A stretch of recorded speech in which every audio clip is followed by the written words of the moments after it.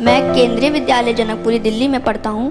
महोदय, मेरा आपसे यह प्रश्न है कि how to stay motivated and succeed when we have so many of backlog. Thank you sir.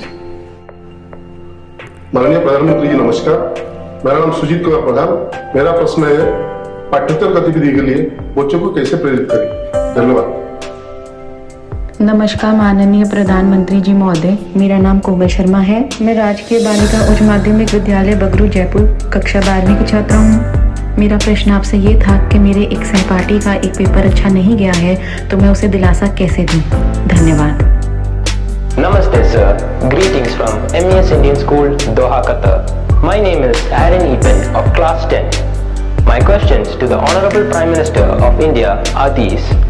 How to stop myself from procrastinating and how to keep away my exam fears and the sense of lack of preparation. Honorable Prime Minister sir, also many other students from all over India want to know how to ensure that they participate equally in extracurricular activities to be well integrated individuals. Kindly guide all of us sir. कोई ये सोचता हो कि motivation का कोई injection मिलता है, और वो इंजेक्शन हम लगवा दें तो फिर मोटिवेशन का एश्योरेंस मिल जाता है। किसी को लगता है कि ये फॉर्मूला मिल जाए तो फिर मोटिवेशन की कभी समस्या नहीं रहेगी। तो मैं समझता हूँ कि ये बहुत बड़ी गलती होगी। लेकिन पहले तो खुद को आप ऑब्जर्व कीजिए कि आप वो कौन सी बातें होती हैं जिससे पूरी तरह डीमोटिवेटेड हो जाते हैं। आपको पता चलेगा। आप दिन भर देखेंगे, सप्ताह भर देखेंगे, महीने भर देखेंगे तो आप पकड़ पाएंगे कहाँ जब ऐसा होता है तो मुझे लगता है वो मैं कुछ नहीं कर सकता, ये मेरे लिए कठिन है। तो एक खुद को जानना और उसमें भी वो कौन सी बातें हैं जो मुझे हताश कर देती है, निराश कर देती है, एक बार उसको जान लें और उसको एक बार नंबर बॉक्स में डाल दें।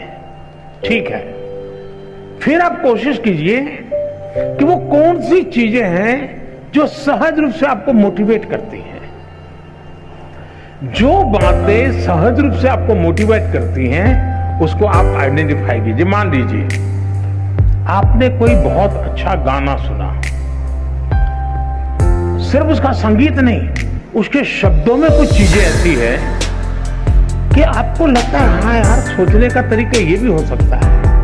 तो आपने देखा होगा कि आप अचानक नए सिरे से सोचना शुरू कर देते हैं। किसी ने आपको बताया था? नहीं बताया था, लेकिन आपने खुद को तैयार किया था कि वो कौन सी चीजें हैं जो मुझे मोटिवेट करते, आपने पकड़ लिया तो आपको मन करेगा हाँ ये मेरे लिए बहुत काम की चीज है। इसलिए मैं चाहूंगा कि आप स्वयं के विषय में जरूर एनालिसिस करते रहिए, उसमें किसी और की मदद के चक्कर में मत पड़िए। बार बार किसी को ये जाके मत कहो यार मेरा मूड नहीं है, मुझे मजा नहीं आता है। फिर आपके अंदर एक ऐसी वीकनेस पैदा होगी कि हर बार आप सिंपैथी चाहेंगे।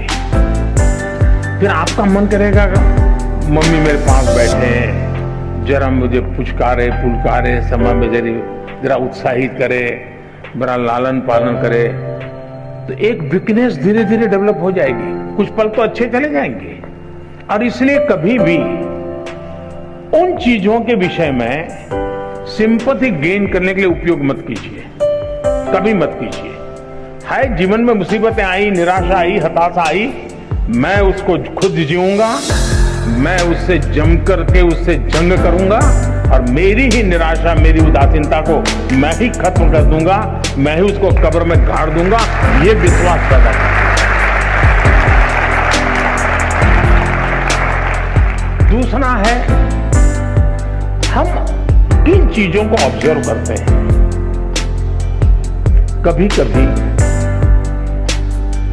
कुछ चीजों को ऑब्जर्व करने से भी हमें बहुत प्रेरणा मिलती है। अब मान लीजिए आपके ही परिवार में एक 3 साल का बच्चा है, 2 साल का बच्चा है, उसको कुछ लेना है, लेकिन उसके लिए बड़ा मुश्किल है। आप दूर से देखते रहिए कि वो गिर जाएगा, पहुंच नहीं पाएगा, थक जाएगा तो थोड़ी देर चला जाएगा, फिर आएगा, फिर कोशिश करेगा। मतलब आपको वो सिखा रहा है कि ठीक है मेरे लिए मुश्किल है, लेकिन मैं अपनी कोशिश नहीं छोड़ूंगा। ये मोटिवेशन क्या किसी स्कूल में किसी ने पढ़ाया था क्या? उस 2 साल के बच्चे को कोई प्राइम मिनिस्टर गया था कहने के लिए क्या? किसी प्राइम मिनिस्टर ने समझाया था क्या? अरे निराश मत हो जा बेटे, खड़े हो जाओ, दौड़ो, ऐसा कहने गया था क्या? जी नहीं। ईश्वर ने एक इनहेरेंट क्वालिटी हम सब में रखी हुई है, जो हमें कुछ न कुछ करने के लिए वो ड्राइविंग फोर्स बनती है। छोटे बालक में भी होता है। हमने कभी इन चीजों को ऑब्जर्व किया है? आपने देखा होगा कि कोई दिव्यांग अपनी कुछ गतिविधि करता है, उसने अपने तरीके ढूंढ लिए हैं बहुत अच्छे ढंग से, लेकिन हमने माइन्यूटली ऑब्जर्व किया कि देखिए भाई, ईश्वर ने उसकी इतनी शरीर में कमियां दी है, लेकिन उसने हार नहीं मानी है। उसने अपनी कमियों को ही शक्ति बना दिया है।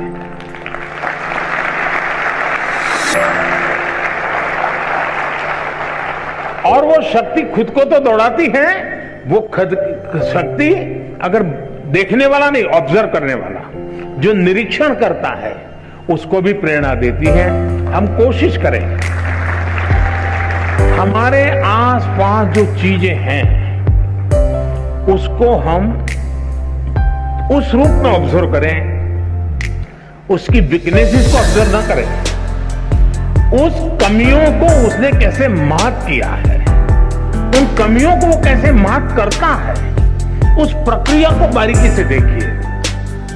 आप फिर अपने आप को उसके साथ कोरिलेट करेंगे कि हाँ, मैं ऐसा होता है तो मैं भी शायद ऐसा कर सकता हूं। ईश्वर ने तो मुझे हाथ पैर सब बहुत बढ़िया दिया है, मुझे तो कोई कमी नहीं है, मैं तो चुप बैठा हूं। आप खुद दौड़ने लग जाएंगे। और इसलिए मुझे लगता है कि दूसरा एक विषय है, क्या कभी आप खुद की एग्जाम लेते हैं क्या? आप अपनी एग्जाम भी तो कभी लीजिए, कोई आपके एग्जाम क्यों ले? जैसे मैंने शायद मेरी जो किताब है एग्जाम वॉरियर, उसमें एक जगह पे लिखा हुआ है कि आप कभी एग्जाम को ही एक चिट्ठी लिख दो, हे डियर एग्जाम,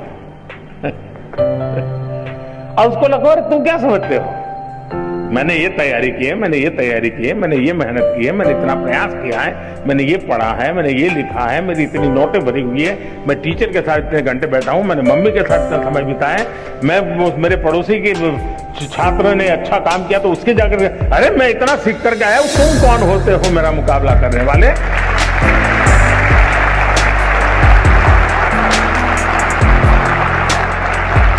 तुम क्या होते हैं मेरी एग्जाम लेने वाले? मैं तुम्हारी एग्जाम ले रहा हूं, मैं देखता हूं तुम मुझे नीचे गिरा करके दिखा दो, मैं तुम्हें नीचे गिरा करके दिखा देता हूं।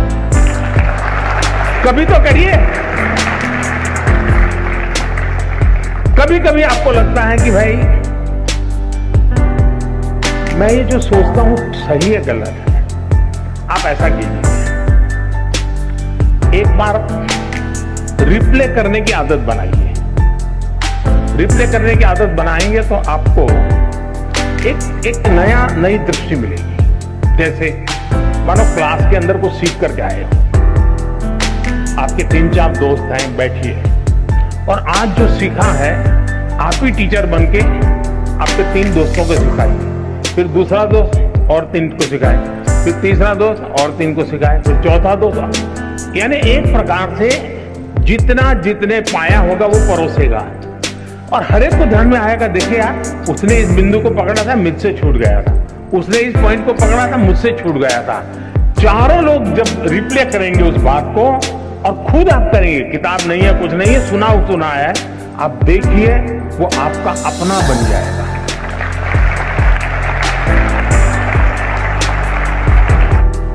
लेकिन एक गांव की महिला है, कहीं एक्सीडेंट हुआ है और कोई टीवी वाला पहुंच गया, उसने बेचारी को टीवी क्या है मालूम भी नहीं है और उसको पूछ लिया। आप देखिए बड़े आत्मविश्वास के साथ वो सारा वर्णन कर देती है, कैसा हुआ था, फिर ऐसा हुआ था, फलाने आए थे, डिगने आए थे, ऐसा यानी परफेक्टली चीजों बता। क्यों? क्योंकि उसने जो अनुभव किया उसको वो आत्मसात कर लेते हैं और इसके कारण उसको रिप्ले बड़ी आसानी से कर लेते हैं। और इसलिए मैं मानता हूं कि आप अपने आप को खुले मन से इन चीजों से जोड़ेंगे तो कभी भी निराशा आपके दरवाजे पर दस्तक नहीं दे सकती।